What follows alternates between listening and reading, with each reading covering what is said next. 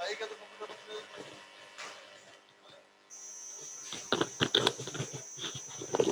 क्या है?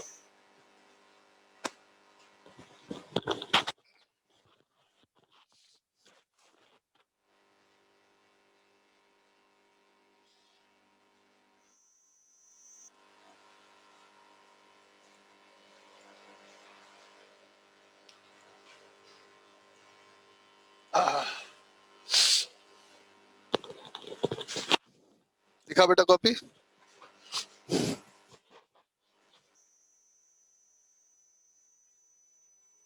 ठीक, चलो बच्चा, पॉलीट्रॉपिक प्रोसेस पे ही एक आध क्वेश्चन किया जाए। देख बेटा, सवाल है, फाइंड फाइंड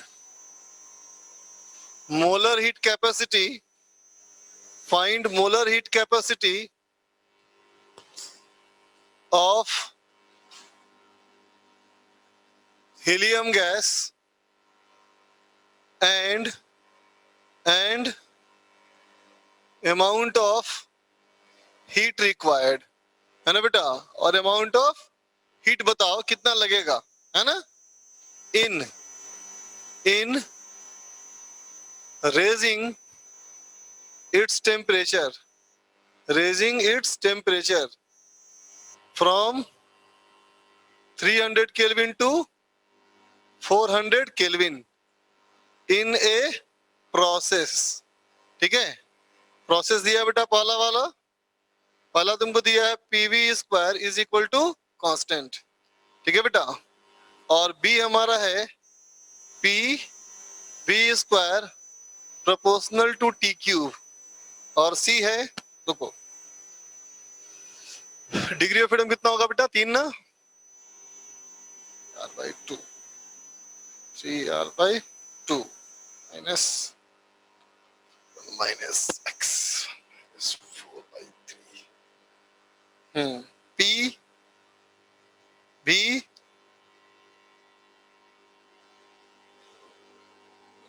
भी to the power 4/3 equal to constant.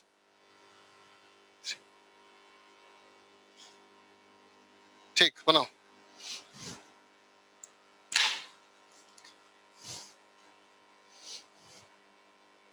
सभी में निकालना है molar heat capacity. Asha Jain बोल रहा है मैं संडे को आ रहा हूँ, आजा, मैं संडे की छुट्टी पे हूँ।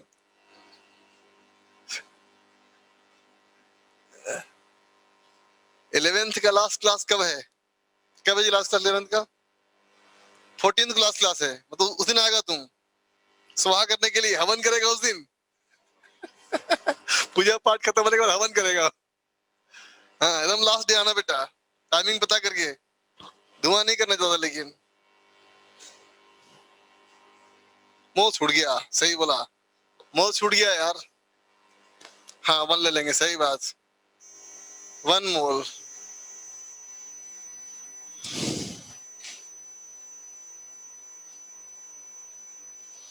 यस पूछ रहा है कल लास्ट क्लास है ना, कोई बात नहीं, कल ही कर लेते हैं लास्ट क्लास। नहीं, कल से तेरा छुट्टी है रे, कल छुट्टी है ना? हाँ, ओलंपियाड के एग्जाम के लिए। ये सोच रही कि ओलंपियाड तुम फॉर्म भरे ही नहीं, हमको छुट्टी क्यों मिल रहा है? तू भर दे फॉर्म। बोले छुट्टी दिया तो फॉर्म तो भरूंगा।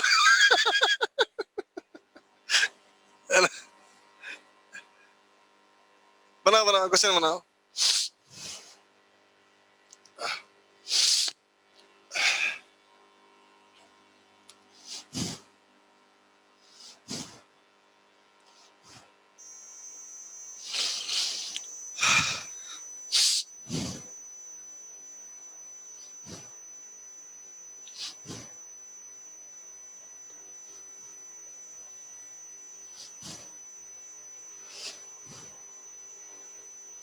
कर लिया? इसमें कितना आंसर आया?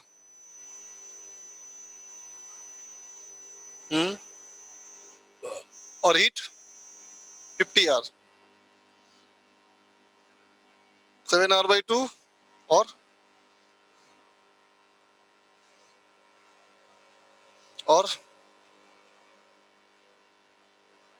गुड। चलो हम करते हैं बेटा, मैच करना आंसर। देखते बेटा फर्स्ट वाले के लिए, फर्स्ट क्या, सारा के सारे के लिए, सारे के सारे बेटा पॉलीट्रॉपिक प्रोसेस है ना बेटा, और इन सब के लिए तो बेटा मोलर हीट कैपेसिटी का एक ही फॉर्मूला है, बोलो क्या, C equal to CV plus R/1 - x। तो बोलो बेटा पहले वाले के लिए x कितना है, ये x2 हो गया ना बच्चा, तो कितना हो गया देख तो बेटा, C इक्वल टू C हो गया 3/2R plus R/1 - 2 is equal two plus R/2 है ना बेटा। तो डेल्टा Q हो गया हमारा NC delta T is equal to कितना हो जाएगा, ये हो जाएगा बच्चा नंबर ऑफ मोल 1 R/2 और ये 100 दैट इज 50R, बोलो बेटा, है ना। बी वाले पार्ट में देख बेटा, इसमें प्रेशर भी आ गया, वॉल्यूम भी आ गया, टेम्परेचर भी आ गया, लेकिन ये हमको चाहिए नहीं, टेम्परेचर हमको चाहिए नहीं, है ना बेटा। तो हम कहेंगे देखो टेम्परेचर T जो होगा ये प्रोपोर्शनल टू PV होगा, बोलो, है ना। तो अगर इसको मैं यहाँ पुट कर दूं तो क्या हो जाएगा बेटा, PV² proportional to P³ V³। अरे भाई इस सुबह से हर क्लास से फोन कर रहा है हमसे कोई, कम से कम 10 बार कॉल कर रहा होगा, आई क्लास में ही फोन करता है और बीच में ब्रेक हुआ से फोन नहीं करेगा,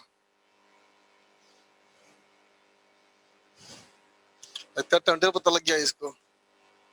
P² V is equal to constant, है ना, तो कितना हो जाएगा, P V का पावर हाफ इज कांस्टेंट, बोलो होगा बच्चा। चलो इसको पुट कर लिया जाए और C निकाला जाए, तो बोलो C कितना होगा, 3/2R प्लस R/1 - हाफ, कितना हो गया बेटा 7R/2।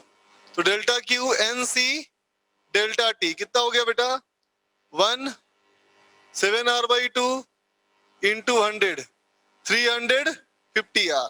नंबर तीसरा C में हमारा क्या है देखो, PV का पावर 4/3 कांस्टेंट, तो C कितना हो गया बेटा इसमें 3/2R प्लस R/1 - 4/3। अब देख बेटा ये आ जाएगा -3R ना हो जाएगा, ये -3R, तो ये कितना हो जाएगा हमारा, बोलो -3/2R। याद आया, कहा था मैंने ना, गैसेस के लिए मोलर हीट कैपेसिटी नेगेटिव भी हो सकता है ना। तो इस तरह से अगर बेटा हीलियम गैस के लिए कर देंगे तो देखो मोलर हीट कैपेसिटी नेगेटिव आ गया, है ना। अब अगर तू लिखेगा बच्चा डेल्टा Q, तो डेल्टा Q हो जाएगा बेटा NC delta T 1 into -3R/2 into delta T हो गया बेटा 100, तो हो गया -150R, है ना बेटा।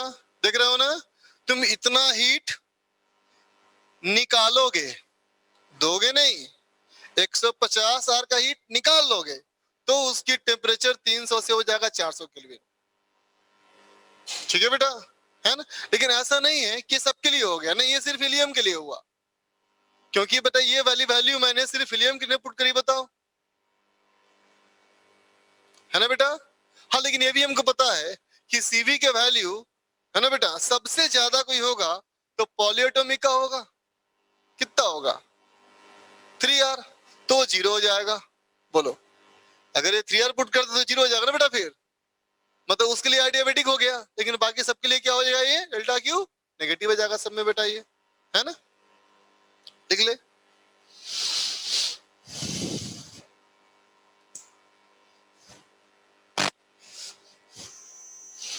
तो ये वो सवाल था बेटा जिसमें कि हमारा वैल्यू कैसा आया, कांस्टेंट, किसकी वैल्यू, मोलर हीट कैपेसिटी की वैल्यू कांस्टेंट, है ना। लेकिन बेटा प्रोसेस और बहुत सारे हो सकते हैं, है ना।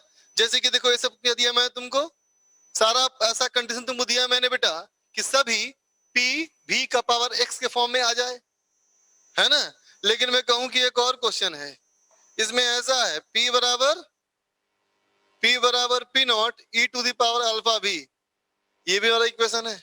अब बतला पाओगे इसको PV का पावर X में, नहीं लग पाओगे ना बच्चा।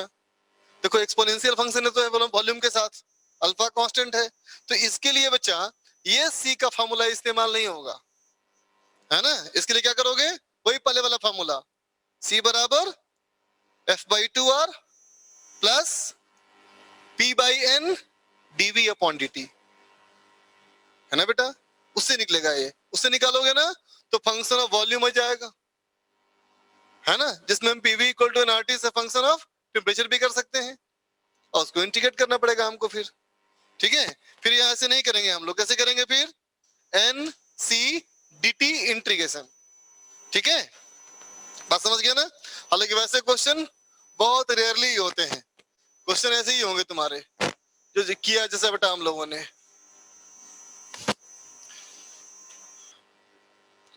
अब चलो बात करें साइक्लिक प्रोसेस, है ना बेटा।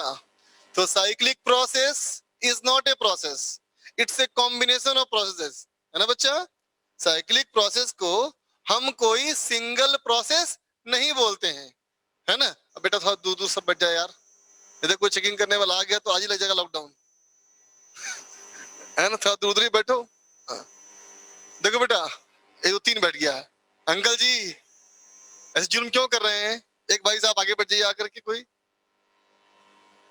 कोई भाई साहब आ जाइए इसमें से। हाँ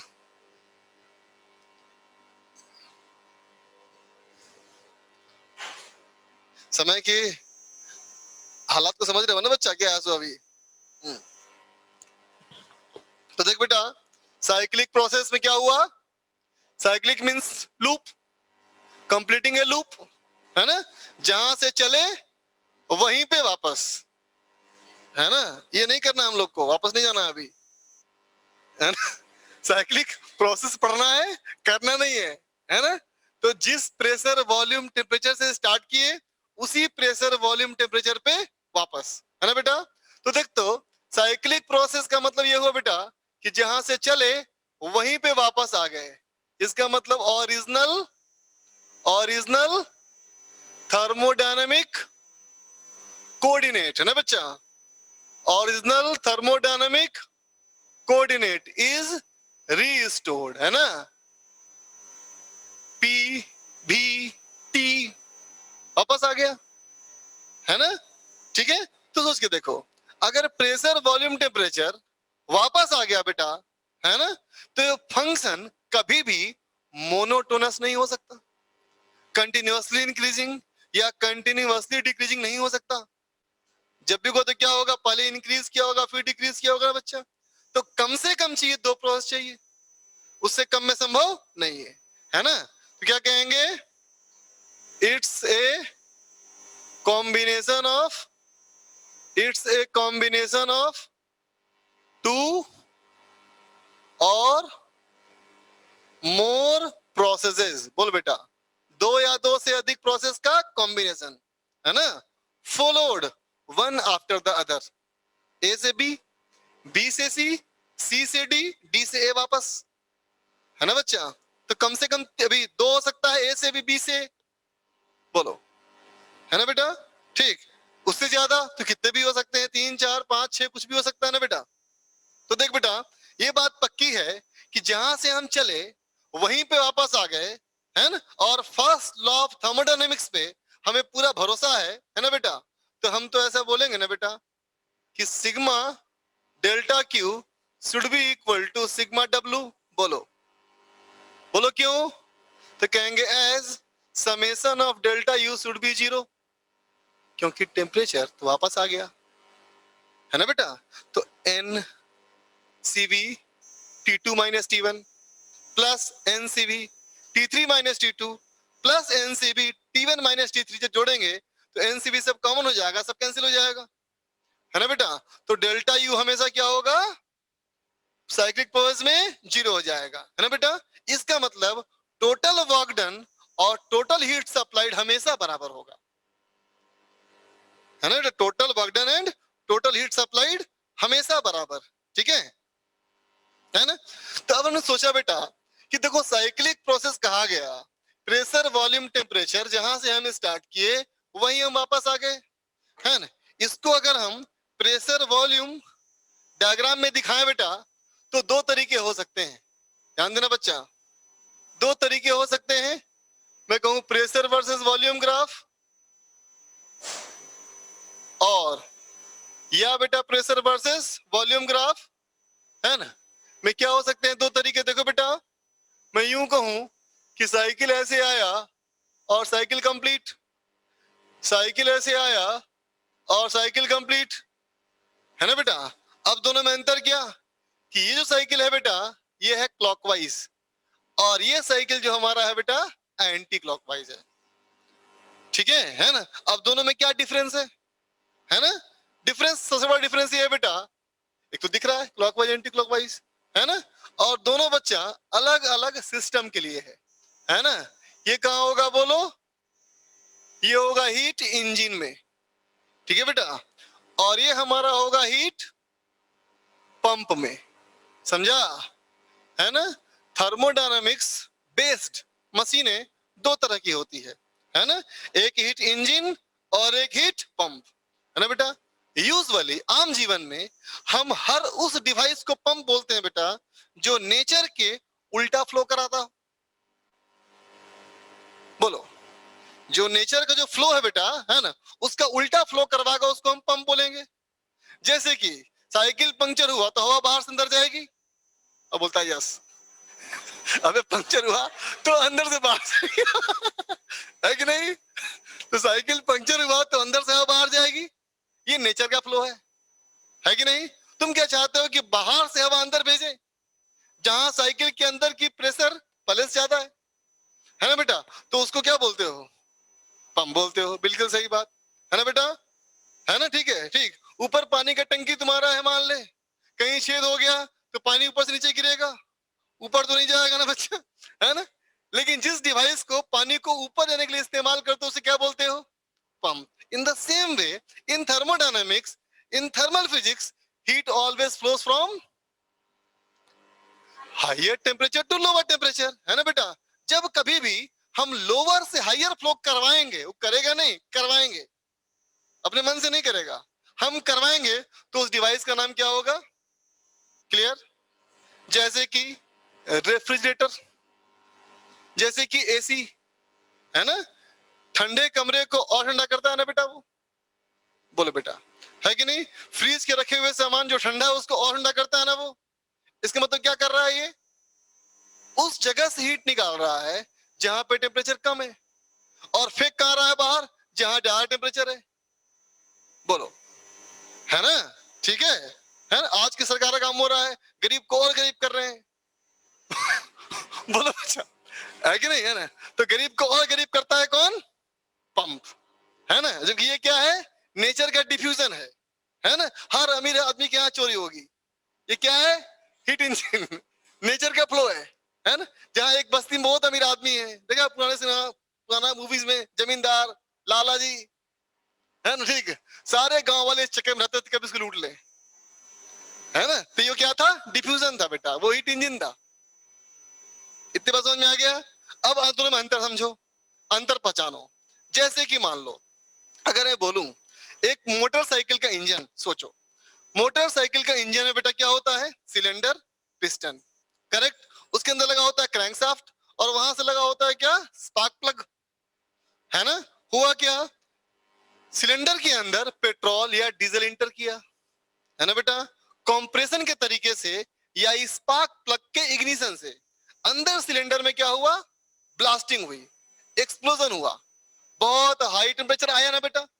तो मेटल के सिलेंडर में अंदर बहुत हाई टेम्परेचर आया, तो अंदर एक गैसेस एक्सप्लोड की, बहुत हाई प्रेशर हुआ, है ना।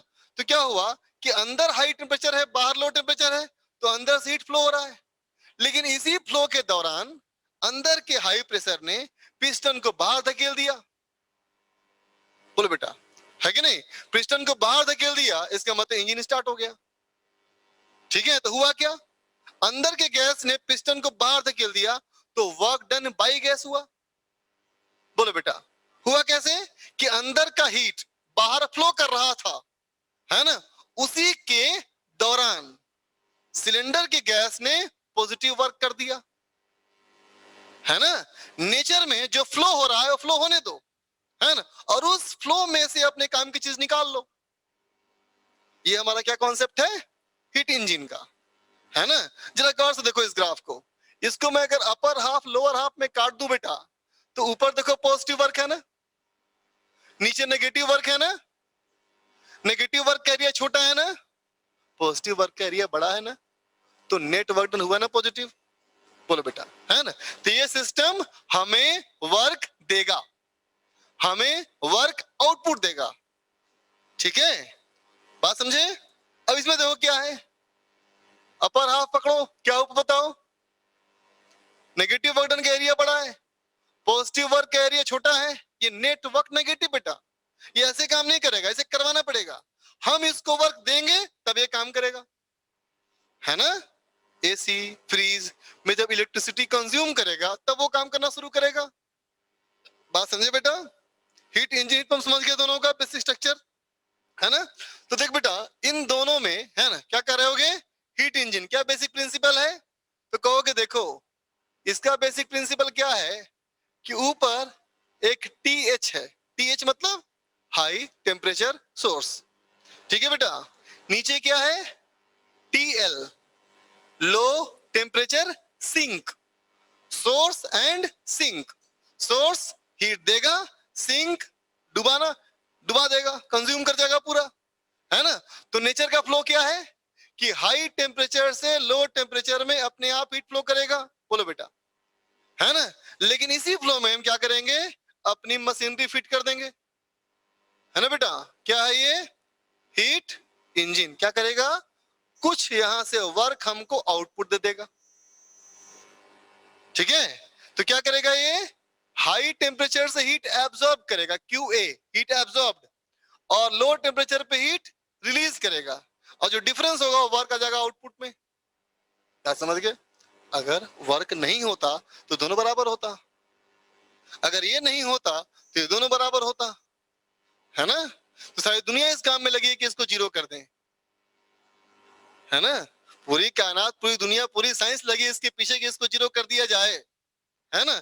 लेकिन इसको कम से कम किया जा रहा है, हर दिन कोशिश कर रहे हैं कम से कम करें, पर इनफैक्ट जीरो हो ही नहीं सकता, है ना बेटा। कुछ ना कुछ तो ये हमेशा होगा, ठीक। हीट पंप क्या है, फिर से बोलेगा, ये हाई टेम्परेचर, फिर से हाई टेम्परेचर, फिर से ये लो टेम्परेचर, बोल बेटा, है ना। ये हीट इंजन लगा है बीच में, क्या करेगा हीट इंजन, लोअर से हीट एब्जॉर्ब करेगा, लेकिन नहीं करेगा अपने आप, तुम इसको वर्क दोगे, है ना, तब यहां से हीट एब्जॉर्ब करेगा और ये यहाँ हीट रिलीज करेगा। देखा है ना एसी या फ्रीज में बाहर में गर्म हवा फेंकता है ना बेटा, बोलो, है ना बाबू, ठीक है।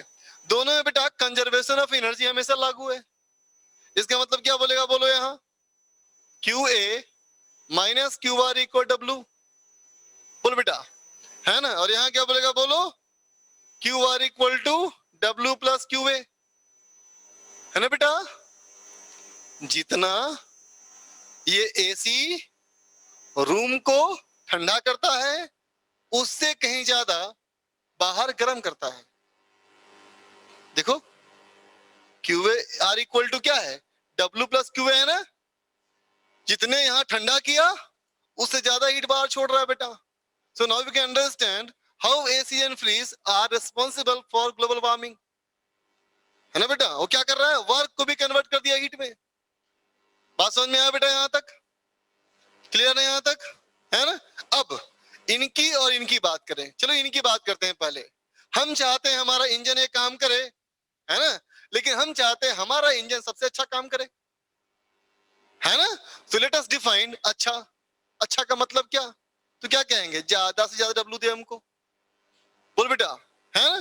तो ये क्या है, इसका आउटपुट जो हमारे यूज में आएगा, है ना। और स्टार्ट कैसे हुआ ये लेकर के, तो ये है इनपुट बेटा और ये है आउटपुट, है ना। तो हमारे हीट इंजन की एफिशिएंसी क्या होगी बेटा, बोलो बोलो, डब्ल्यू बाई क्यू ए, ये हो गया एफिशिएंसी का फॉर्मूला, बात समझ में आई बेटा, है ना। अब हम चाहते हैं कि हमारा हीट पंप बहुत अच्छा हो, है ना बेटा? ठीक, तो देख बेटा, इसके लिए हम लोग टर्म इस्तेमाल करते हैं एफिशिएंसी, है ना? लेकिन इसके लिए इस्तेमाल करते हैं क्या?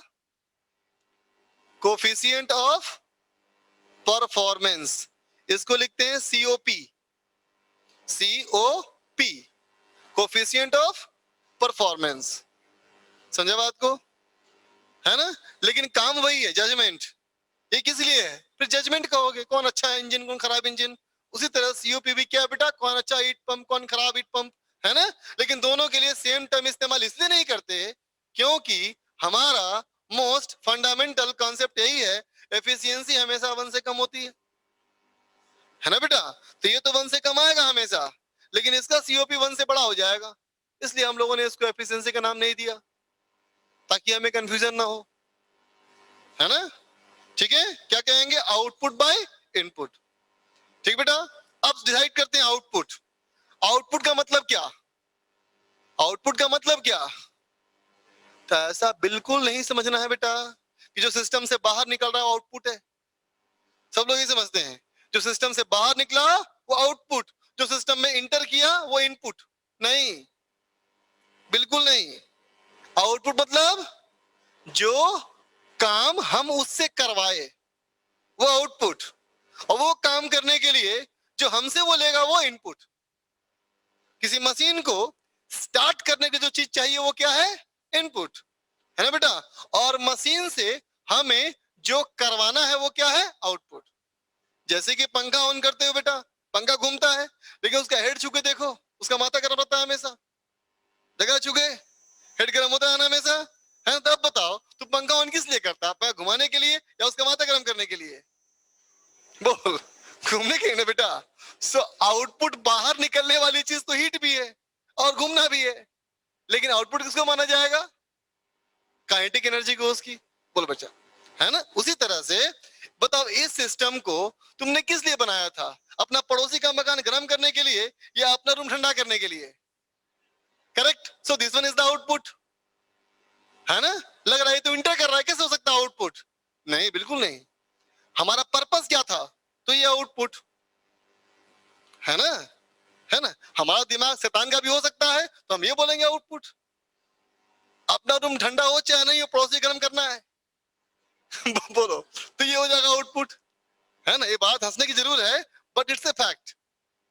ये ऐसा फैक्ट है, थर्मोडायनेमिक्स में इसकी दो निकलती है efficiency, COP cooling and COP heating, है ना? वो तो मजाक किए कि पड़ोसी गर्म करना है, ठीक है? लेकिन बेटा ऐसा भी तो काम कर सकते हैं कि देखो यहाँ से हीट निकला कम, और हम हीट को यूज करें, इस चीज को किसी को गर्म करने के लिए इस्तेमाल कर सकते हैं, है ना?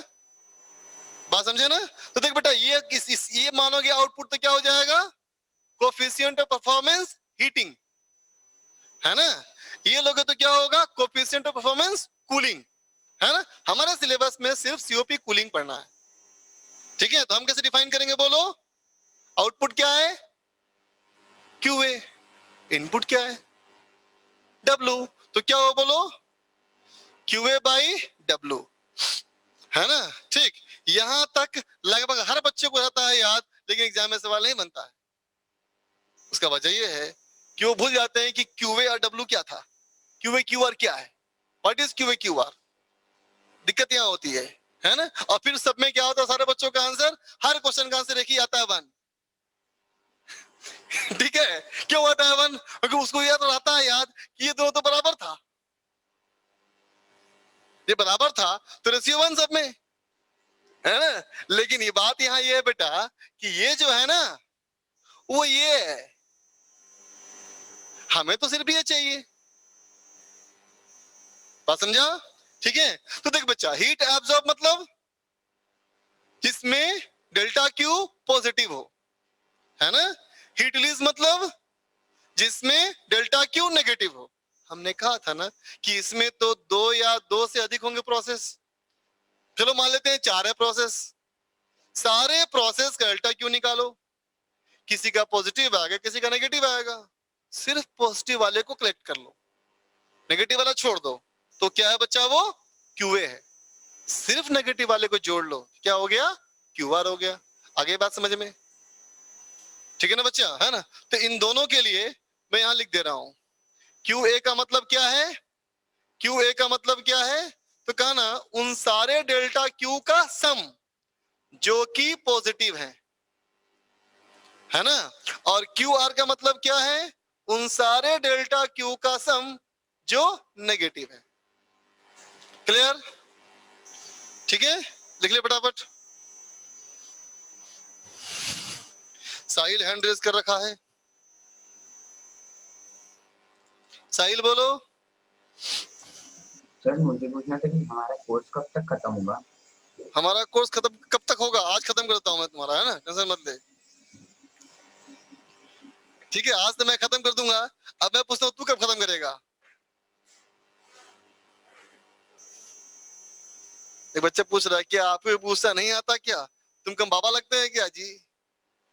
अब आजकल तो बाबाओं को भी गुस्सा आता है, मतलब ऐसा थोड़ी कि मतलब गुस्सा करते रहेगा आदमी। एच ई मतलब हीट इंजन बच्चा। हाँ बोलो। सर कोफिशिएंट ऑफ परफॉर्मेंस समझ में नहीं आया। कोफिशिएंट ऑफ परफॉर्मेंस नाम से क्या हो रहा है clear, we are going to measure the performance, yes अच्छा सर। या खराब है ना बच्चा। हम्म। तो कहेंगे कोफिशिएंट ऑफ परफॉर्मेंस भी एफिशिएंसी जैसा है लेकिन एफिशिएंसी नहीं है, ठीक। ठीक है ना। जैसा क्या है कि ये भी आउटपुट अपॉन इनपुट है ना। आउटपुट क्या है, क्यू ए, और क्यू है, इनपुट क्या है क्यू आर, डब्ल्यू। तो डब्ल्यू रेशियो डब्ल्यू। बेटा, रेशियो हो गया उसका। हम्म। डिफरेंस ये है कि एफिशिएंसी हमेशा 1 से कम होगी बच्चा, लेकिन कोफिशिएंट ऑफ परफॉर्मेंस 1 से बड़ा भी हो सकता है। तो सर मुझे यही नहीं समझ में, सर क्यू है और डब्ल्यू का आउटपुट कैसे पहचानेंगे, वही नहीं समझ में। बता तो दिया बेटा, कोई मशीन पकड़ो तुम, हम्म। ठीक है, उस हम्म। मशीन को जो स्टार्ट होने के लिए चाहिए, स्टार्ट करोगे मशीन को, हाँ। तो जो स्टार्ट करने के लिए वो तुमसे मांगेगा वो उसका इनपुट है, ठीक। ठीक है। और हाँ। जो उस मशीन का बेसिक काम है हम्म। वो उसका आउटपुट है, ठीक। ठीक है। हाँ सर, थैंक यू। हम्म।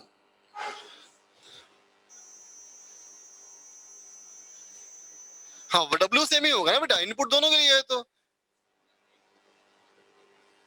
नहीं बेटा, सीओपी कूलिंग हो गई किसके लिए, पर्पस क्या है। हाँ सीओपी में क्या बोलेंगे, आउटपुट इसको मानेंगे फिर। हाँ गर्म करने के लिए हो गया, किसके लिए, नहीं बच्चा, हीट इंजन है, काम डब्ल्यू के लिए है, इसका आउटपुट तो ये है, इनपुट इसका ये है, ठीक है, समझ गया ना। इरेज कर दूं, हाँ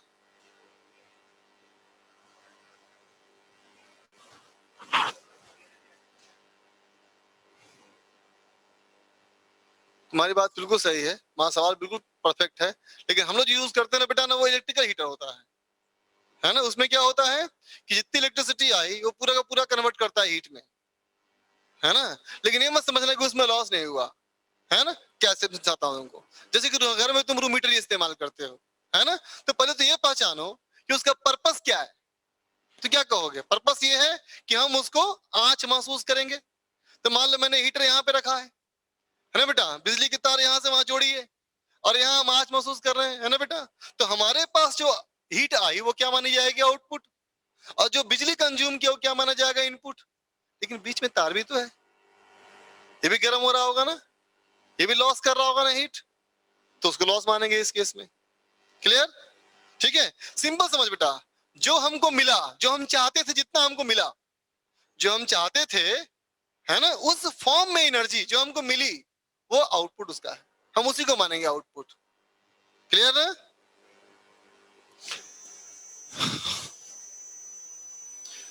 तो चलो बच्चे देखो, हीट इंजन में हम अलग अलग साइकिल ले बेटा, अलग अलग तरह का साइकिल ले, है ना, तो अलग अलग रिजल्ट आएगा। अलग अलग तरह के साइकिल में अलग अलग रिजल्ट आएगा, बोलो, है ना, ठीक है। तो अलग अलग के तरह के साइकिल में अलग अलग रिजल्ट है ना।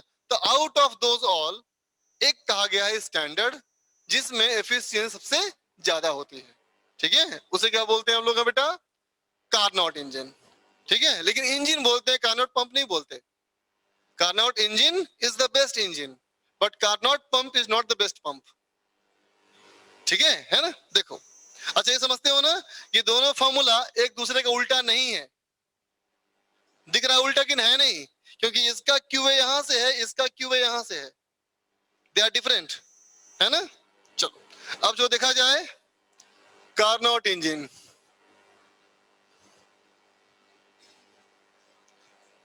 ठीक है बेटा? तो ये एक हाइपोथेटिकल साइकिल है बेटा, है ना? ये हाइपोथेटिकल साइकिल है ना? जिसमें हम एक्सपेक्ट करते हैं, expected to have maximum possible efficiency, है ना बेटा?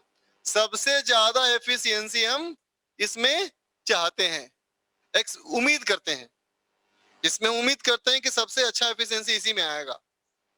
ठीक है ना? ये कैसा है साइकिल?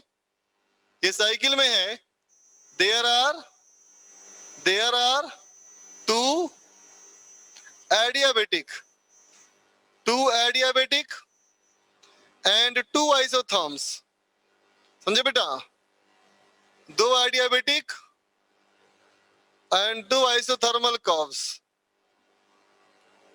ठीक है? Followed in alternate. क्या मतलब हुआ इसका? एडियाबेटिक आइसोथर्मल, एडियाबेटिक आइसोथर्मल, है ना बेटा? इस तरह साइकिल एक पूरा किया जाता है, ठीक है? और इसमें हम सबसे ज्यादा एफिशिएंसी उम्मीद करते हैं, है ना? लेकिन प्रैक्टिकल नहीं है। क्यों नहीं है, बात करेंगे, ठीक है? ठीक, चलो बनाया जाए।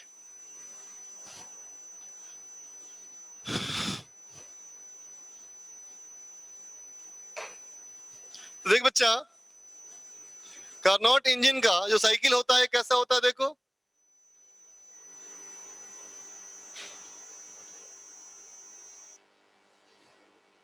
पीवी डायग्राम ध्यान दे बच्चा। सबसे पहले आइसोथर्मल, फिर एडियाबेटिक, फिर आइसोथर्मल और फिर एडियाबेटिक, है ना? ए बी सी और डी, है ना? सबसे पहला क्या है?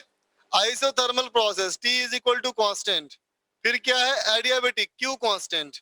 फिर आइसोथर्मल, T कांस्टेंट। फिर हमारा Q कांस्टेंट। देखो साइकिल कैसा है ना? क्लॉकवाइज, है ना? क्लॉकवाइज। तो ये हीट इंजन है, ठीक है ना? देख बेटा, ए वाले के करेस्पॉन्डिंग हमने कहा वॉल्यूम है VA, ठीक है?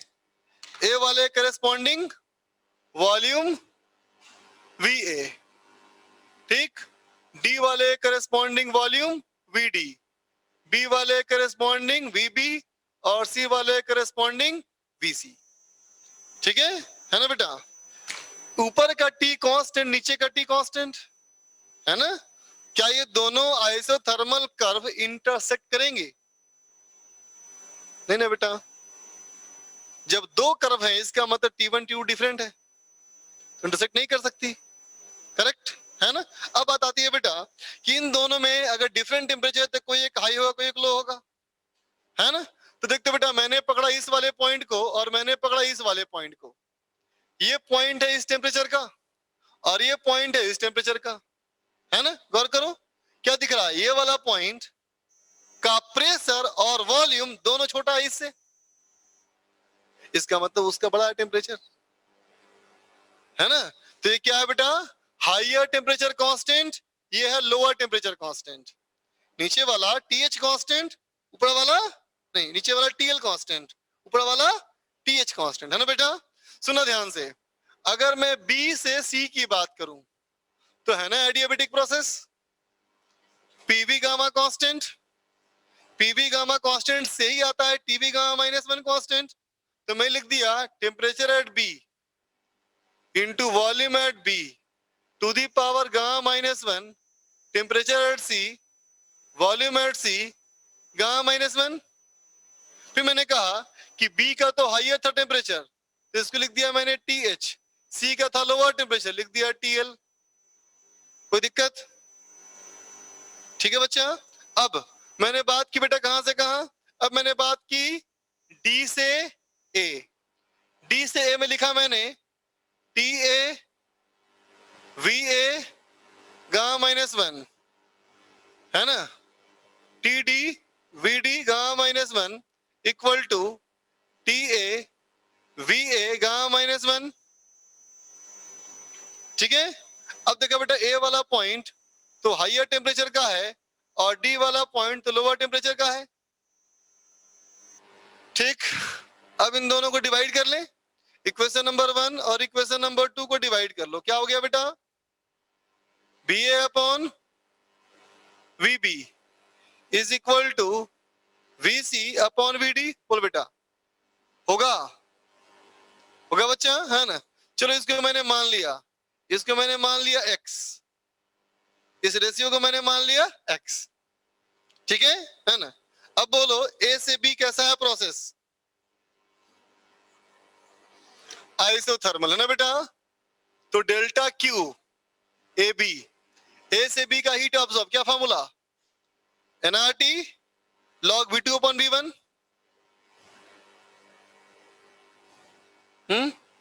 हाँ सही बोला,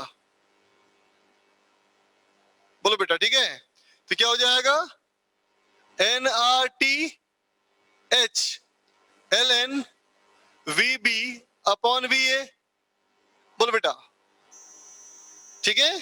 तो क्या हो गया ये, NRTH ln X। बोलो बेटा, होगा ना, ठीक है। अब मैंने कहा कि ऐसे करो, B से C आओ, कैसा प्रोसेस है, एडियाबेटिक। एडियाबेटिक के लिए डेल्टा क्यू क्या फॉर्मूला होता है, सबसे डिफिकल्ट फॉर्मूला 0, है ना डिफिकल्ट। और वैसे ही डी से ए का, बोलो ए बी डी रे बेटा, ठीक है ना। बच कौन सा गया, बोलो डेल्टा क्यू सी डी, क्या हो जाएगा, NRTL ln VD upon VC। बोल बेटा, अब बताओ डी और सी में कहां का वॉल्यूम ज्यादा है, सी का। इसका मतलब लॉग के अंदर रेशियो वंस छोटा है ना, ये वंस छोटा है ना ये। ओह तो गड़बड़ कर दिया मैंने, इसको 1/x कर लो, ठीक है। तो ये हो गया x, ठीक है। अब है ना, अब देखो बेटा, क्योंकि a छोटा है ना बेटा b से, तो 1/x कर लिया, x मोर देन 1। तब देखो तो इसको बोल सकते हो NRT ln x। बोलो बोलो, होगा बेटा, बोलो। नहीं बेटा, माइनस निकाल लिया ना मैंने, माइनस बाहर निकाल लिया, ठीक है। तो अब क्लियर है कि ये वैल्यू पॉजिटिव है ना। तो जो पॉजिटिव था वो क्या था, बोलो, ये था ना बेटा क्यू ए। बोलो बेटा, और जो नेगेटिव वाला है वो क्या है, क्यू आर। बोलो, ठीक है। तो बेटा डब्ल्यू क्या था बताओ, सारे डेल्टा क्यू का सम, या Q A minus Q R. तो क्या हो गया, बोलो, N R T H minus T L L N X. बोल बेटा, है ना, डब्ल्यू ये है, क्यू ए वो है, तो एफिशिएंसी क्या होगा, डब्ल्यू बाई क्यू ए। तो ये आ गया T H minus T L by T H, so efficiency equal to 1 minus T L by T H. आया समझ में, ठीक है बेटा, ये बात समझ में आ गई सबको, है ना बेटा, ठीक। अगर दो टेम्परेचर हमारा है T1 और T2, higher temperature lower temperature fix कर दो, है ना। अब इसके बीच में तुम कोई भी साइकिल लगाओ, सबसे ज्यादा एफिशिएंसी इसी का होगा, है ना बेटा, ठीक है। तो ये डिफिनेशन कंप्लीट करना पड़ेगा हमको, क्या बोलेंगे बेटा, maximum possible efficiency working between two fixed temperature. जहां पे हाइयर और लोअर टेम्परेचर फिक्स कर दो, है ना, तो हर अलग अलग साइकिल के मुकाबले में इसकी एफिशिएंसी सबसे ज्यादा होगी। क्लियर है ना। अब ये प्रैक्टिकली पॉसिबल क्यों नहीं है, समझो इस चीज को। जैसे कि देख बेटा, हमने कहा एडियाबेटिक, इसका मतलब अंदर से हीट बिल्कुल नहीं जानी चाहिए, है ना बेटा। हमने कहा आइसोथर्मल, है ना, कि अंदर से बाहर पूरी हीट जानी चाहिए। कैसे करेंगे एक ही काम में, एक ही सिलेंडर में कैसे मेंटेन करोगे ऐसा कि पूरी हीट चली जाए और फिर उसी को बोलो पूरी हीट बिल्कुल ना जाए? दोनों काम कैसे करेगा, है ना। ठीक, तो क्या होगा, कोई रियल मटेरियल होगा, नॉर्मल कोई मटेरियल होगा, कोई नॉर्मल अगर मटेरियल होगा बेटा, है ना, ठीक, तो उसमें हीट का फ्लो होगा। अगर हम धीरे धीरे प्रोसेस का फ्लो कराएंगे, पिस्टन को धीरे धीरे कंप्रेस करें, तो हीट निकलने का पूरा मौका दिए हम लोग, तो ये हो गया थर्मल। और एक झटके दबा दो नीचे तो क्या हो गया, हीट निकलने का मौका नहीं दिया हमने, तो एडियाबेटिक हो गया। तो नॉर्मल कंडीशन में fast process is adiabatic and slow process is isothermal, है ना बेटा, है ना। अब एक ही मशीन में हम very fast and very slow दोनों कैसे मेंटेन करें? अगर ऐसे करेंगे तो वियर एंड टियर बहुत ज्यादा होगा मशीन में, है ना, तो फिर लॉस बढ़ जाएगा किसी और फॉर्म में, इसलिए प्रैक्टिकली पॉसिबल नहीं, है ना बेटा। लेकिन इससे ज्यादा एफिशिएंसी संभव ही नहीं है ना। फटाफट लिख ले इसको।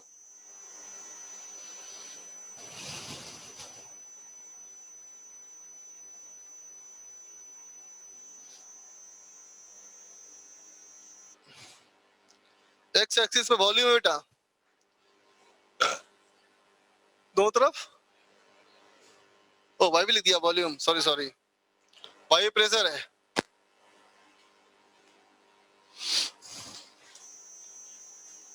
एक्स पे वॉल्यूम, वाई पे प्रेशर।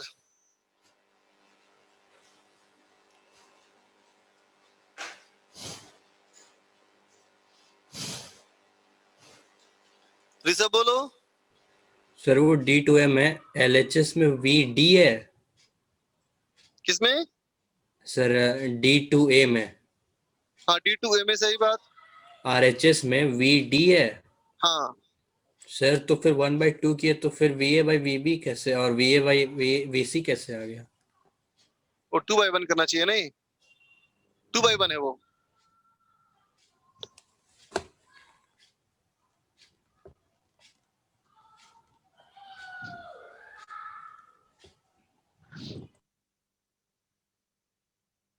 हर्ष बोलो। सर अगर TH 0 कर देंगे तो इफिशियंसी बहुत कम हो जाएगी ना? TL 0 कर देंगे तो कि TH? TH बेटा TH 0 कैसे करोगे, TL 0 कर सकते हो भले ही, तो बढ़ जाएगी, बहुत ज्यादा हो जाएगी एफिशिएंसी। TL 0 कर देंगे तो इफिशियंसी 1 हो जाएगी, जो पॉसिबल नहीं है। वो तो पॉसिबल नहीं है ना। जीरो तो TH केल्विन क्यों 0 नहीं कर कभी, सकते? 0 केल्विन टेम्परेचर संभव नहीं है बच्चा, है ना। Thank you. मतलब टेम्परेचर का डिफरेंस जितना ज्यादा होगा बेटा उतनी अच्छी होगी एफिशिएंसी, है ना।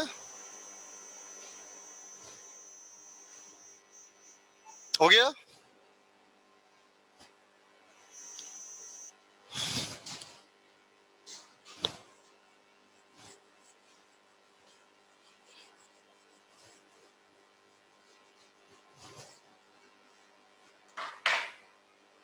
देखो बेटा, नोट पे एक पॉइंट लिख ले। If a heat engine if a heat engine is inverted in a cycle to form heat pump, समझा बेटा। हीट इंजन के साइकिल को उल्टा कर दो तो हीट पंप हो जाएगा ना वो, है ना।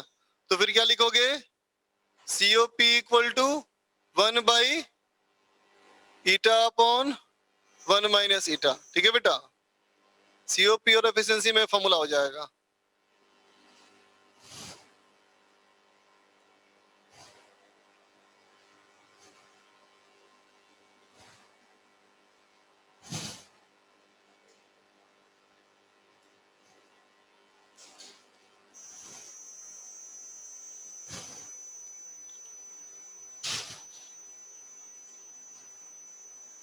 चलो एक क्वेश्चन लिखो। क्वेश्चन कहता है बेटा एक हीट इंजन है ना, एक टेम्परेचर हमारा 400 केल्विन और एक और टेम्परेचर हमारा है 200 केल्विन, है ना बेटा। तो कहता है अगर हमारा वर्क डन 200 जूल है तो हीट एब्जॉर्ब कितना होगा। सवाल समझ में आया? चलो, अच्छा सॉरी, बताना पड़ेगा ना मुझे कि ये कार्नोट साइकिल है ना, लिख ही दे रहे हैं। ये हमारा कार्नोट इंजन है बेटा, है ना। किसी कार्नोट इंजन के बारे में हाई टेम्परेचर लो दिया है, वर्क दिया है, क्यूए निकालना है।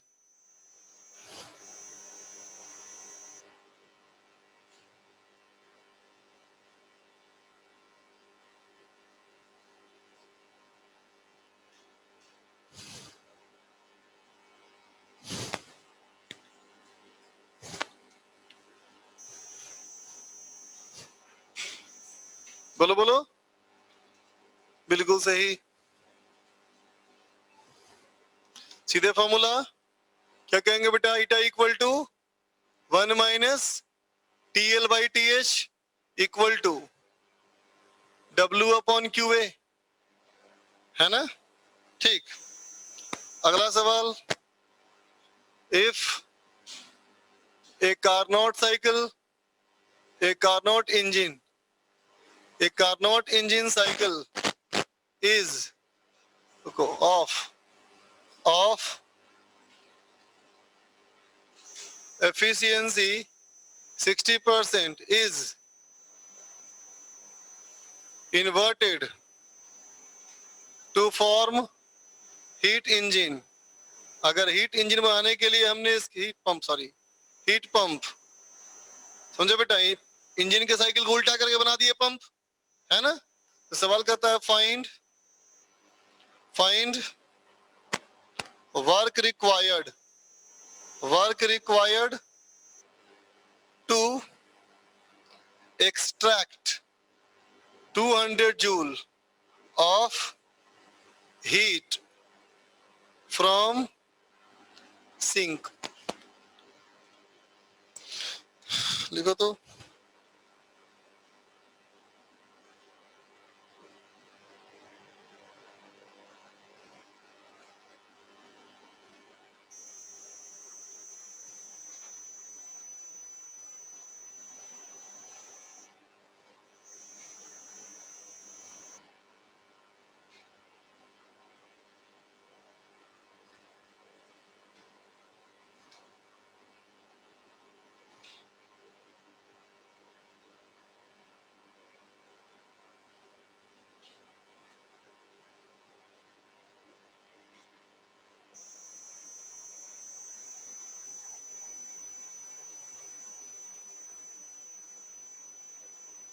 नहीं बेटा, फॉर्मूला गड़बड़ है।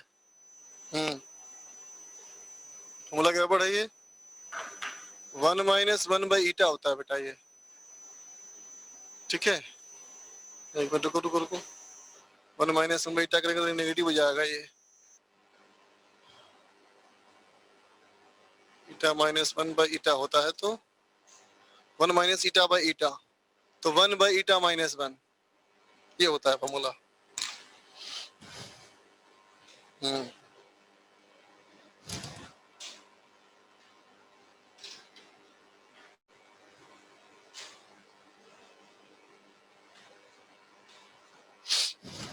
आ गया, ठीक कर लो बेटा फॉर्मूले को, 1 बाई ईटा माइनस 1। उसी के बेस पे ये क्वेश्चन है।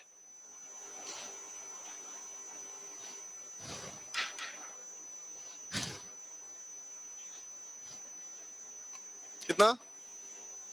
300 जूल। Anybody else? 300। तो देखो एफिशिएंसी कितना हमारा हो गया, 0.6 ना बेटा। तो सीओपी कितना हो जाएगा बोलो, 1 माइनस 1 बाई ईटा, है ना बेटा। सॉरी, 1 बाई ईटा माइनस 1 कितना हो जाएगा, 10/6, 5/3, 2/3 बोलो बेटा। और इक्वल टू क्या होना चाहिए, QA/W, है ना। QA कितना दिया है, 2 जूल बेटा। तो W हमारा क्या हो जाएगा, 3/2 QA, दैट इज 300 जूल, ठीक है।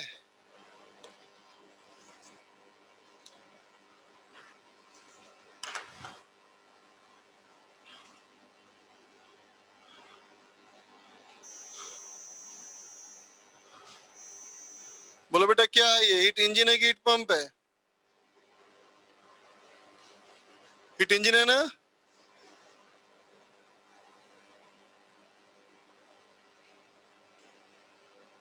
ठीक, ये हीलियम गैस है। कहता है फाइंड एफिशिएंसी, इस इंजन का एफिशिएंसी निकालो।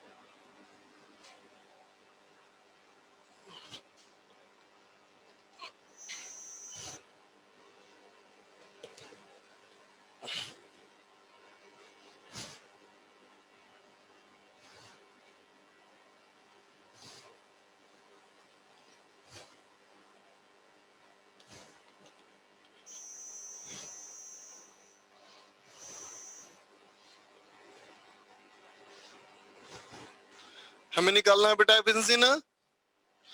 तो देख बेटा एफिशिएंसी निकालने के लिए हमें क्या चाहिए, डब्ल्यू चाहिए और क्यूए चाहिए, है ना। लेकिन बेटा डब्ल्यू और क्यूए के चक्कर में अलग अलग नहीं पढ़ना है ना। तो क्यूए निकाल लेगा, क्यू निकाल लेगा सब में, तो सारा काम अपने आप हो जाएगा तेरा, है ना बेटा। तो चल मैं करता हूं, देखो बेटा, चलो मैंने मान लिया यहाँ का टेम्परेचर टी, बोलो बेटा, यहाँ मान लिया मैं टेम्परेचर टी, ठीक है। तो देखो इसमें क्या हुआ, आइसोकोरिक है ना प्रोसेस, और प्रेशर डबल हो गया ना, तो टेम्परेचर भी डबल हो गया होगा, बोलो ठीक है। अब बोलो कैसा है प्रोसेस, आइसोबारिक, वॉल्यूम हो गया 3 गुना, तो टेम्परेचर बताओ 60। अब बोलो यहाँ कौन सा प्रोसेस, प्रेशर हाफ हो गया, तो बोलो कितना टेम्परेचर, क्लियर है ना। अब बोलो डेल्टा क्यू ए से बी कैसा प्रोसेस, आइसोबारिक के लिए फॉर्मूला बताओ, एन सीपी डेल्टा टी, है ना। तुम एन डेल्टा टी, ठीक है, लेकिन ज्यादा पुट करने की कोशिश मत करो, क्योंकि तुमको पता है कैंसिल ही होना अल्टीमेटली रेशियो में, हमें डब्ल्यू अपॉन क्यू करना है ना, तो नंबर ऑफ मोल वगैरह कैंसिल ही होगा वो तो, है ना। तो N CP delta T, N CP कितना बेटा 5/2 R delta T, 3t minus 2, 60 minus 2t 4t, कितना हो गया बोलो ये 5 दूना 10, 10 nRT, बोलो बेटा, है ना।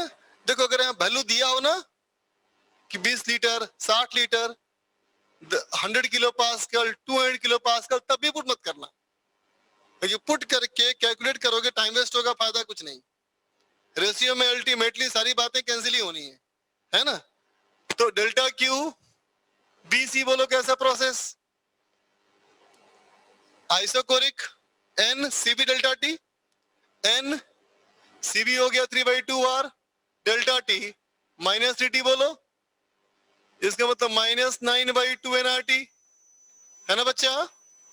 डेल्टा क्यू सी डी बोलो, isobaric again, N CP delta T, -2 ने बेटा, तो -5 nRT बोलो, है ना। अब डी से ए आओ, फिर से आइसोकोरिक, तो डेल्टा क्यू डी ए क्या हो गया, n 3/2 आर टी, है ना बेटा, तो 3/2 nRT, है ना। अब चूंकि ये साइक्लिक प्रोसेस है ना बेटा, तो W जो होना चाहिए नेट, है ना बेटा, वो सारा डेल्टा क्यू का सम होना चाहिए, सबको जोड़ दो, तो 10 - 4.5 is 5.5, 5.5 - 5 is 0.5, 0.5 plus 1.5 is 2, so it is 2 nRT, बोलो बेटा, है ना। अब मुझे चाहिए हीट एब्जॉर्ब्ड, इसका मतलब सिर्फ उसी डेल्टा क्यू को ऐड करना है जो पॉजिटिव हो। पॉजिटिव कौन है, फर्स्ट वाला और लास्ट वाला, तो 10 + 2 12 nRT, बोलो बेटा, ठीक है, बात समझा ना। तो कितना हो गया बच्चा बताओ एफिशिएंसी, ओ सॉरी 11.5 है ना, 11.5 nRT, तो 2/11.5, इसका मतलब 4/23, इतनी एफिशिएंसी है बेटा, समझ गया ना। मतलब 20% से भी कम है ना, 17-18% ऐसे ही कुछ होगा।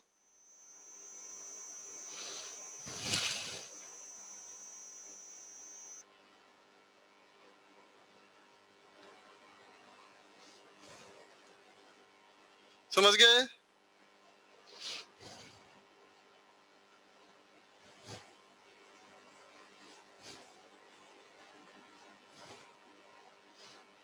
चलो खत्म ही कर लेते हैं इसको। अब चलो बच्चा आ जाओ सेकेंड लॉ ऑफ थर्मोडायनामिक्स। हालांकि फिजिक्स में सिर्फ तुम्हें स्टेटमेंट ही जानना है और कुछ नहीं। सेकेंड लॉ ऑफ थर्मोडायनामिक्स में क्या कहता है देखो, तो देख बेटा, सेकेंड लॉ ऑफ थर्मोडायनामिक्स में दो स्टेटमेंट है ना। एक हमारा है केल्विन प्लैंक स्टेटमेंट, ठीक है। केल्विन प्लैंक स्टेटमेंट क्या कहता है, केल्विन प्लैंक स्टेटमेंट एक कहता है बेटा कि, मिटाते हैं इसको पहले, हो गया ना ये, हाँ। तो देख बेटा, केल्विन प्लैंक स्टेटमेंट यही कहता है कि it is never possible, it is never possible, it is never possible to create a heat engine. कहता है बेटा ऐसा कोई हीट इंजन नहीं बन सकता, है ना, whose for which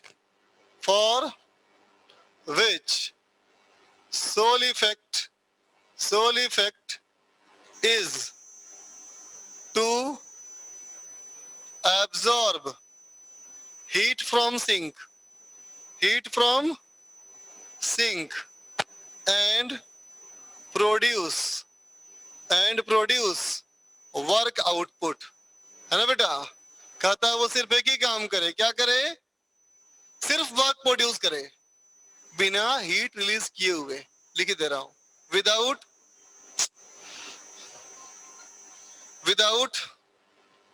releasing heat at sink. कहता है बेटा कि ऐसा कभी पॉसिबल नहीं है ना कि हीट सोर्स से हीट एब्जॉर्ब करो, ओह सोर्स लिख दिया मैंने, सोर्स से हीट एब्जॉर्ब करो और बिना सिंक को रिलीज किए, है ना, सिर्फ वर्क निकाल दो आउटपुट। भाई ऐसा हो गया तो एफिशिएंसी 1 हो जाएगी, बोलो, है ना बेटा। अगर ऐसा हो गया QR 0 तो QW बराबर हो गया, तो एफिशिएंसी 1 हो जाएगी, है ना, जो कि पॉसिबल नहीं है, यही कहना चाहता है ये, है ना बेटा। दूसरा हमारा है क्लॉसियस स्टेटमेंट। क्लॉसियस ने क्या कहा, क्लॉसियस ने ये कहा, it is never possible to pump, है ना बेटा, ऐसा कोई पंप बनाया नहीं आ सकता, है ना। which can absorb heat from sink, जो कि सिंक से हीट एब्जॉर्ब करे, है ना, विदाउट वर्क इनपुट, है ना बेटा, है ना। यही कहना चाहता है कि घर में तुम भले 4 AC लगा दो, जब तक स्विच ऑन नहीं करोगे ठंडा नहीं होगा कमरा, सही। इन्हें कहना चाहता है जी, बोलो, है ना, कि जब तक वर्क इनपुट ना किया जाए तब तक वो एब्जॉर्ब कर ले, ऐसा हो ही नहीं सकता, है ना। ऐसा हो गया इसका मतलब W 0 हो गया तो COP इनफाइनाइट हो गया, है ना। तो ये कहता है कि हीट इंजन की एफिशिएंसी 1 नहीं हो सकती, ये कहता है हीट पंप का परफॉर्मेंस इनफाइनाइट नहीं हो सकता, ये स्टेटमेंट है, ठीक है, लिख लो।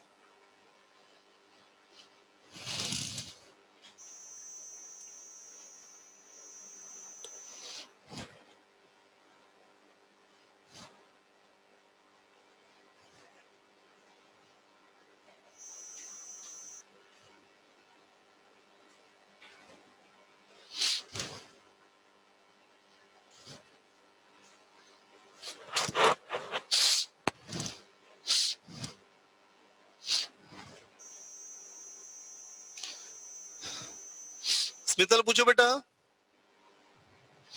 सर सोल इफेक्ट क्या होता है? Only effect, single effect. Thank you sir. देख बच्चा, इंट्रोपी क्या है ना। इंट्रोपी ये है कि सिस्टम में रैंडमनेस हमेशा इंक्रीज ही करती है, डिक्रीज कभी नहीं करता, है ना।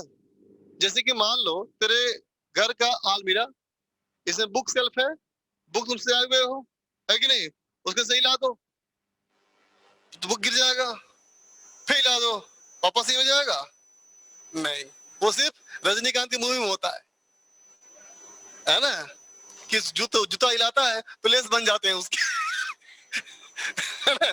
तो सिस्टम में कहता है क्या कि इंट्रोपी क्या होती है, हमेशा बढ़ती है ना बेटा। कोई भी सिस्टम में इनपुट दोगे अभी तुम, है ना बेटा, है ना, तो सिस्टम में रैंडमनेस बढ़ेगी, रैंडमनेस मींस इंट्रोपी, है ना बेटा, ठीक है।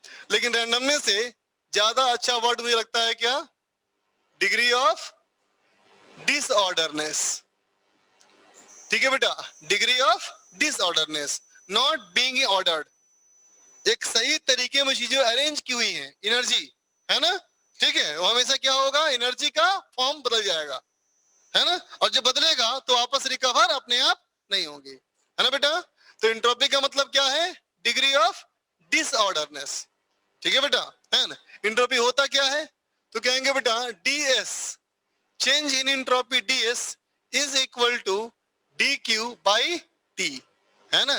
अगर किसी बॉडी को जो कि T टेम्परेचर पे हो, है ना, उसको अगर तुम DQ हीट सप्लाई कर दो, है ना, तो इतनी इंट्रोपी बढ़ जाएगी, ठीक है बेटा, है ना। तो कैसे बोल सकते हैं, DQ इक्वल टू TDS, बोलो बेटा, है ना।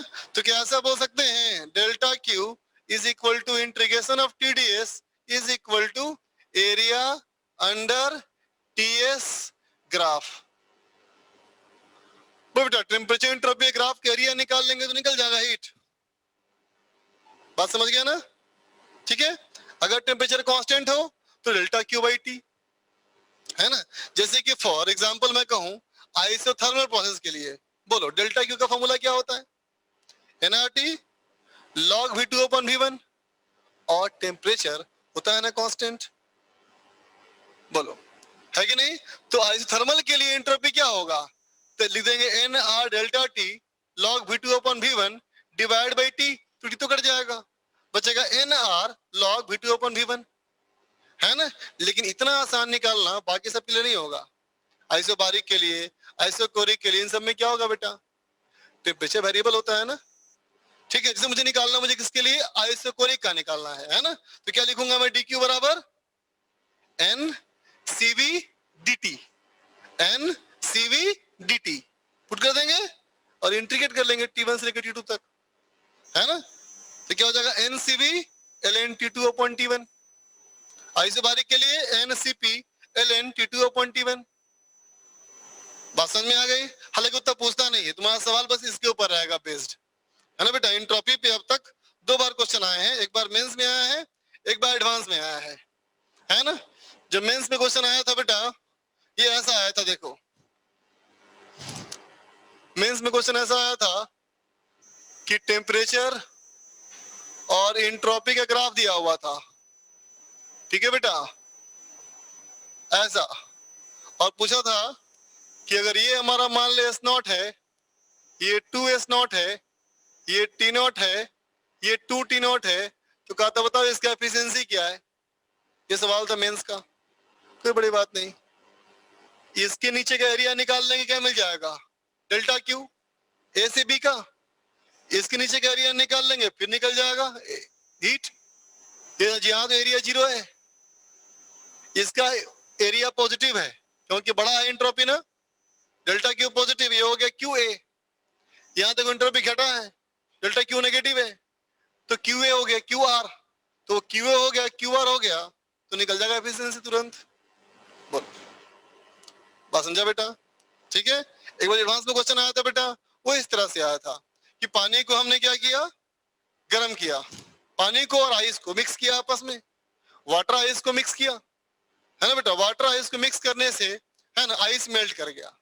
जितना आइस मेल्ट किया, है ना, ठीक, जितना पानी ठंडा हुआ उसके अकॉर्डिंगली टोटल चेंज एंट्रोपी में कितना आया। ये मान लिया कि दोनों में टेम्परेचर कांस्टेंट है, क्वेश्चन में मान लिया गया दोनों में टेम्परेचर कांस्टेंट है, तो सवाल सिंपल हो गया। आइस का टेम्परेचर 273 डिग्री सेंटीग्रेड और डेल्टा क्यू बराबर m/L, खत्म, है ना।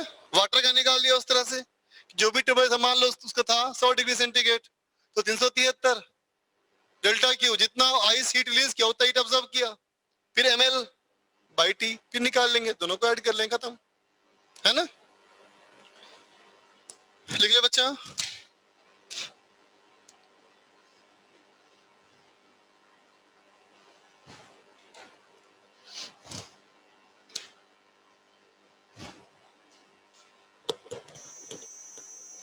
चलो एक क्वेश्चन कर ले हम लोग भी,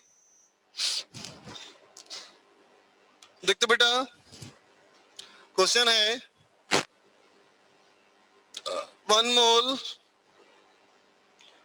mole of helium gas is heated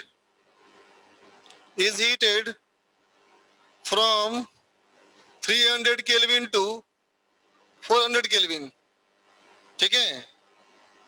in a process VT square equal to constant, find increase in entropy। Entropy कितना बढ़ गया होगा इसका, ठीक है। ठीक बेटा, सबसे पहला काम करो क्या, इसका निकालो मोलर हीट कैपेसिटी, ठीक है। सबसे पहला स्टेप मोलर हीट कैपेसिटी निकाल बच्चा।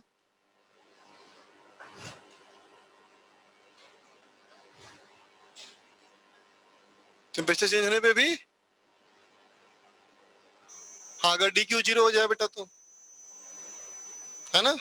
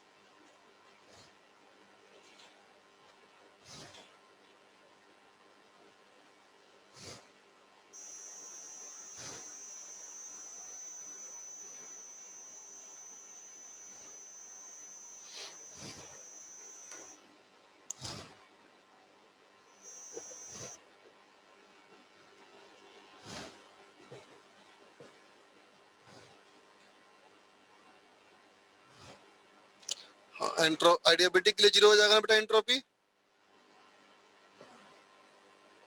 DQ 0 है एडियाबेटिक के लिए, लॉग में ही आएगा।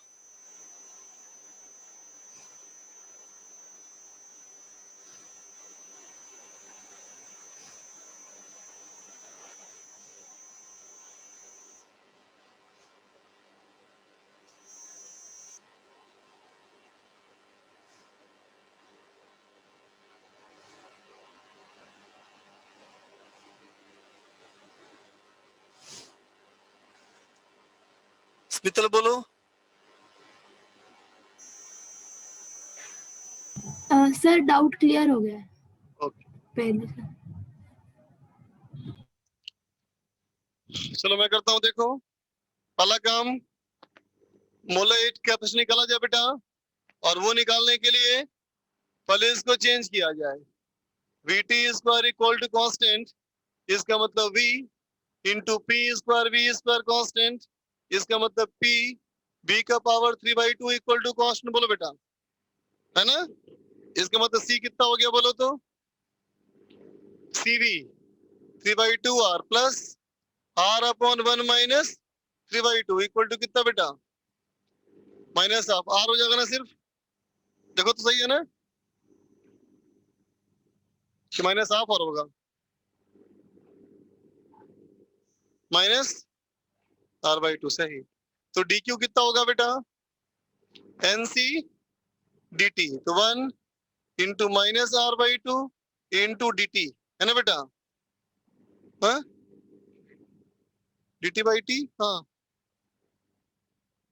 DS नहीं करा अभी DQ लिखा है मैंने, अभी मैंने सिर्फ DT लिखा है बेटा।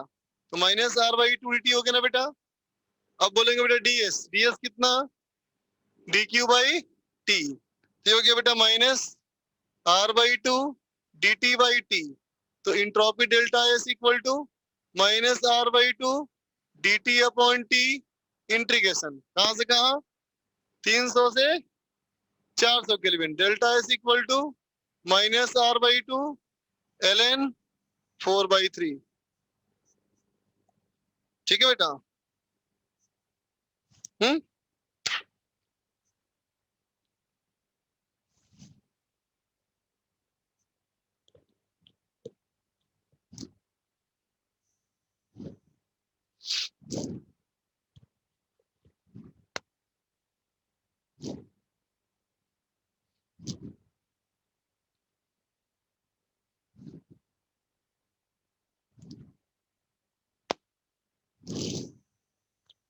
तो आज तो निकल गया बेटा क्लास हम लोग का, डिस्कस तो हो नहीं पाया कुछ।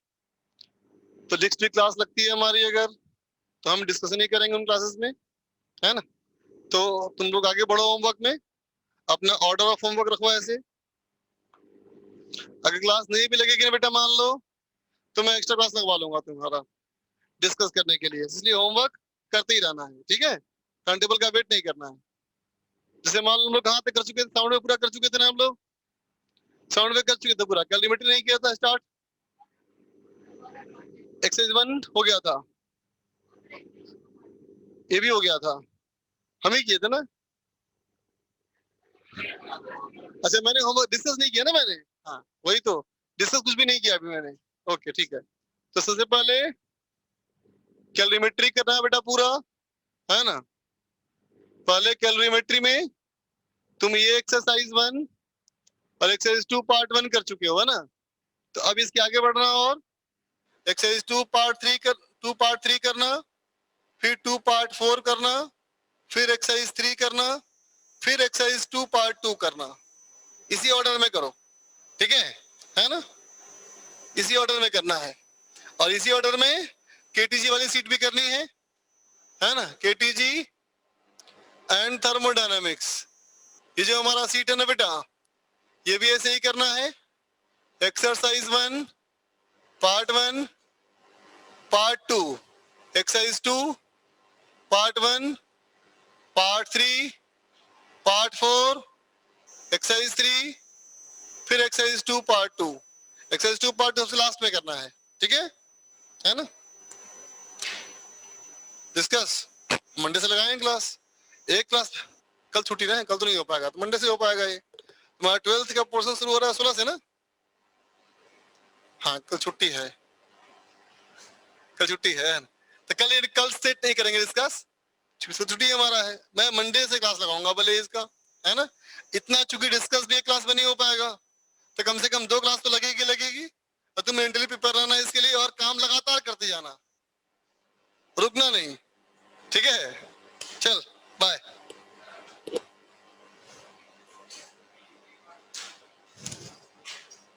मिनी प्राथ, हाँ बेटा केमिस्ट्री में केटीजी में आता है मिनी प्राथ फॉर्मूला एक, उतना केटीजी में केमिस्ट्री में पढ़ोगे तुम लोग फॉर्मूला, वो पहले दोबारा क्यों पढ़ोगे।